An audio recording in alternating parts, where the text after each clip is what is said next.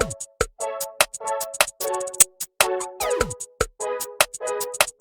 everybody, welcome back to Drug Talk. As always, I'm your host, Garrett Campbell. In today's video, we're going to be discussing a medication known as Chlorpropamide. Its brand name is Diabinese.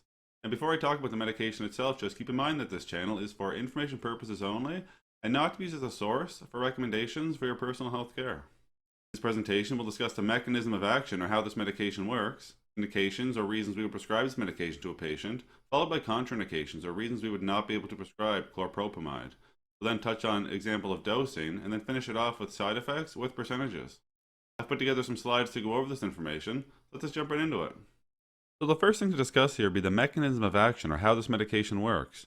So Chlorpropamide is an oral blood glucose lowering agent which belongs to the class called sulfonylureas. Like other sulfonylureas, Chlorpropamide acts to increase the secretion of insulin, though it is only effective in patients who have some pancreatic beta cell function.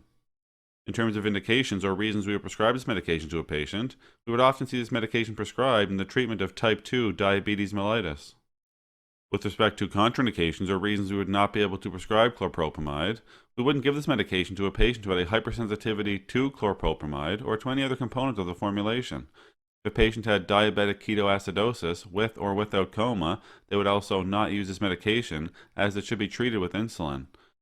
Type 1 diabetes mellitus would also be a contraindication, as this as well should be treated with insulin.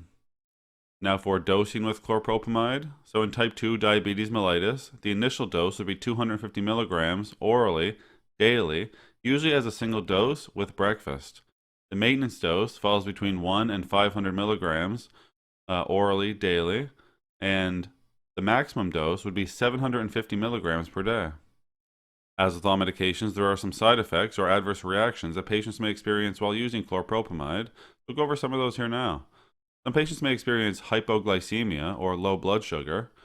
2% may experience diarrhea, and as well 2% may experience a feeling of hunger.